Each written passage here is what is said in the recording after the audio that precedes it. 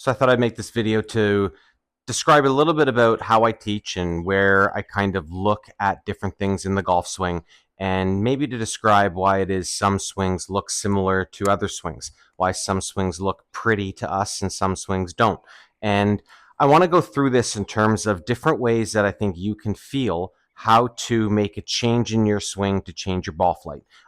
More importantly, to make a change in your swing to hit the ground better or have a better descent on the golf ball, and then change your ball flight.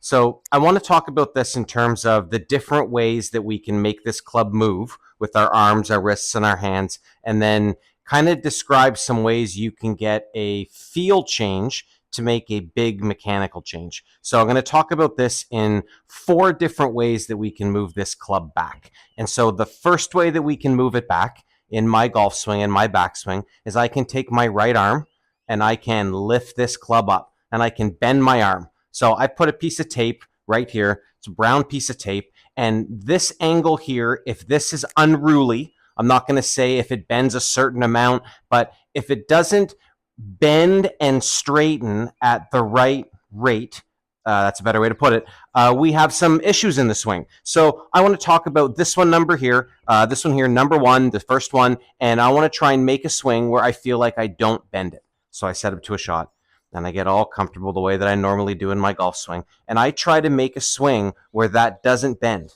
that it stays in the same little bit of bend. It's not extended and straight. It's got a little bit of bend to it, right? And that little bit of bend tries to stay exactly where it is all the way up as far as I can go. Now, if I get all the way up to here, it's going to bend, right? But I want to try and feel like I've kept it in the same spot as it is here. And it's going to go back just like that and through just like that. And you want to try and feel like you finish a swing without any change to this. So I call it zeroing it out, not allowing it to change from its original bend. Right there, number 1, that's your trail, your back elbow. Second way we do this, I'm wearing a yellow glove for a reason here. Second way is that we can get this club to move away from the golf ball is you can use your wrist, right? My wrist can lift the club up. While I lift the club up, I can also open the face. I can close the face. So the action at the wrist is a lot more, has a lot more variability to the golf club than the action of the elbow. The elbow kind of goes up and down. It bends up and down. It might bend a little bit back to the right, but it pretty much does one thing. This one over here at the lead wrist, your glove wrist, the second one, it wants to lift the club up and create some type of an angle throughout the swing, and that angle changes until it gets to the ball where it wants to be somewhat long, pretty much where it started. You could argue that it's going to be higher. Great. Somewhere around there. So I'm going to take this one and zero it out. So I take it at setup. I don't allow that to change. And I make a swing where I have to move my body a little bit differently to keep that same angle a little bit. It's not totally flat, right? It's got a little bit, just like a little bit. And then from there, try and make a swing where that doesn't change. All the way back, all the way through. Zeroing that one out. Now, the third one that we talk about here is how much the left arm, their lead arm, you can call it the trail arm too, but it kind of goes with the lead arm, how much my glove arm rolls the club back. And you can see through the video, this looks like, oh, it's an inside takeaway, and I get the club 2 inside. You know, and from here, I can twist the shaft around, right? There's that wrist angle kicking in again. I can twist the shaft to make it call it square anywhere I want.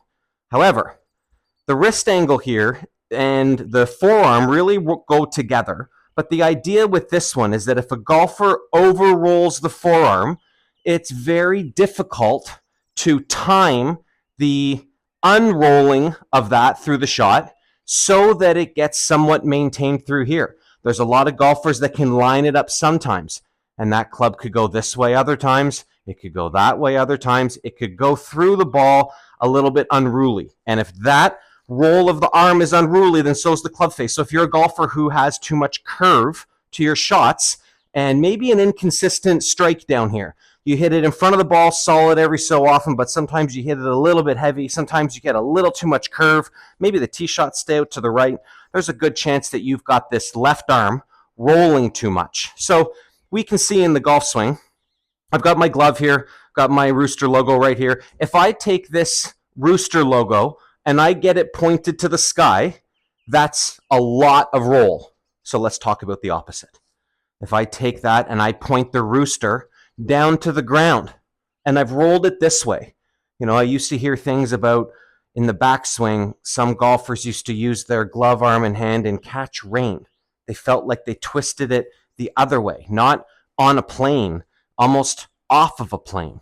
So the idea of twisting the arm under to point the logo on your glove down toward the ground, down that way, there we go, right? That feeling of zeroing out the roll might feel tight, might feel you're going the opposite direction. But when we're talking about roll, we have to talk about how much you feel like you do it. If you don't feel like you do it too much on the backswing, then you're going to have to feel like you go the other way and catch every bit of rain on the way back just to find a bit of a change. But I guarantee that's going to change how you hit the ball and how the golf club comes down through the delivery area on a better line or on a better plane. So being able to control the roll is a big one.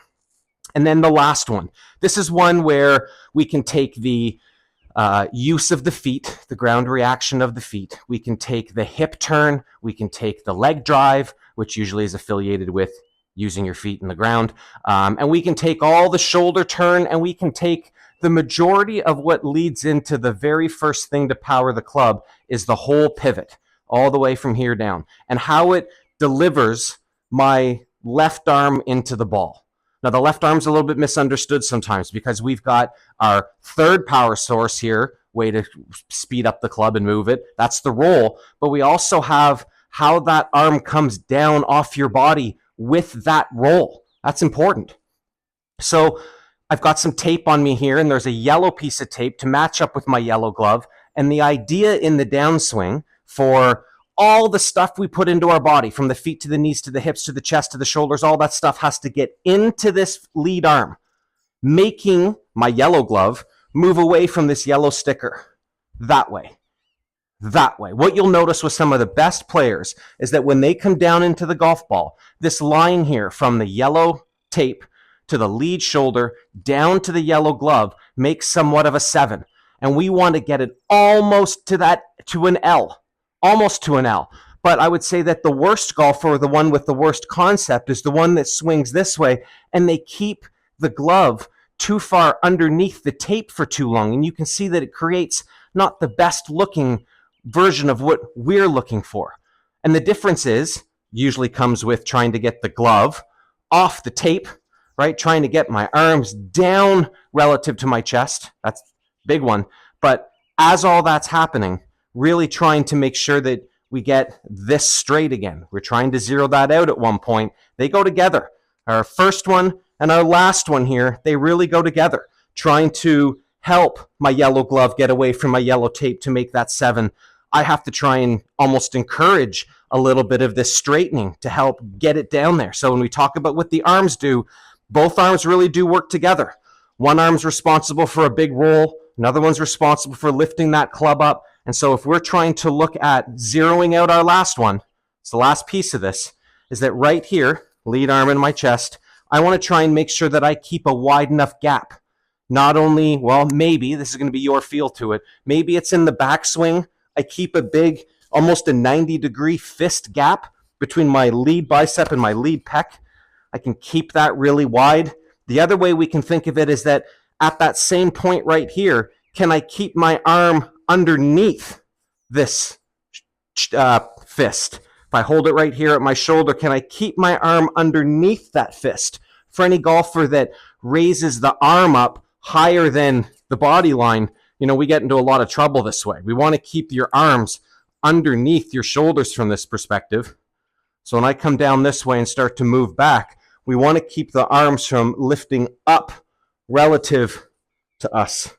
So when we talk about this last one, trying to keep a 90-degree gap right here, almost creating an L and keeping that L on the downswing the whole way, all the way to here. I think that if you can control this one really well and avoid the arm from crossing the chest too far and or maybe staying stuck too far, you're going to find a whole new kind of a backhand slap kind of speed approach. So we have your bending and pushing down here. We've got your wrists cocking the club hinging it up and down, almost like a chopping action, right? We've got the rolling of that lead arm and trying to maintain some non-chaotic movement to that. And then we have this last one of where the arm has to come down off the body. And I think that when you can control isolating one of those at a time, you'll get a really good feel of your golf swing. And I recommend going through those one at a time. Maybe take a whole bucket of balls with an 8-iron and just sitting here and hitting shots where this one doesn't bend. And you go through that and you get a feel. Then the next day you come back and you isolate this one and you hit a bunch of shots without moving that. And after 4 sessions of doing each one of those that I mentioned today, I bet you find a whole different approach to what it feels like, but how to create a feel based on a concept. And when we can do things like that, you get way further ahead in your development. Out here and hit some golf balls to kind of maybe show you a little bit about what I mean by all these things. So the first thing I talked about was the arm and trying to avoid bending the arm too much. There's lots of training aids out there that strap onto your bicep and they avoid your arm from bending too far. But it's not so much about the arm bending too far, it's also the direction that your arm goes around you. Sometimes that arm can go this way, and if it goes like that, now we take what I mentioned as the fourth one, and this gets across your chest too much. So we've got a bit of a problem here. So putting those two together is a big thing. What I'm going to do here is I'm going to do a drill. I'm going to set myself up where this one doesn't get to bend, and I'm going to set myself up where this one doesn't get to cross my chest. So both arms stay right here in the middle of me. You might have seen some training aids out there, like a ball that goes around your neck that goes in between your arms. If that ball can stay in the middle of your chest as you go through this way, then we're not going to get the arm to cross your body too much, and you're not going to get your right arm to whip around your rib cage like that. So locking out number 1, locking out number 4, which is my left arm crossing my chest, and hit some shots keeping those like that. That'd be one way to use these zero out ideas to build a drill. So the next one, I'm going to lock out this one here at my glove wrist. I had a yellow glove on earlier, now I've got a white Red Rooster glove. I'm going to try and keep that as wide as I can. My left arm and the shaft have to stay as wide as they can, and I don't want to twist them. I don't want to twist around. I want to keep it very solid. So I've got not only my third one, which I mentioned, which was this arm roll. I'm going to lock that one out and I'm going to lock out my wrist. So I'm going to try and keep my left arm in the same orientation that it is right there. Hit the ball, take it up and hit the shot.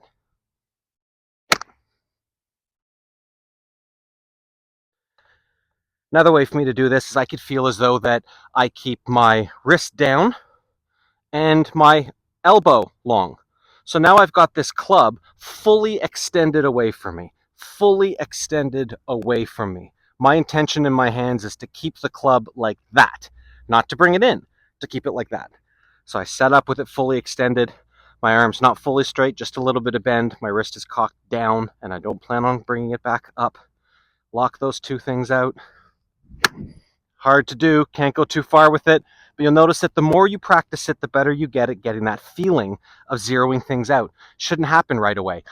If you, let's say you hinge something at 90 degrees, if you zero that out, you might look like 130. Then you practice a little more, it might be 150, and then a little bit more until it's totally straight. You want to do the zero outs until you can tell the difference. I think that's your progression, and that's feel in a nutshell.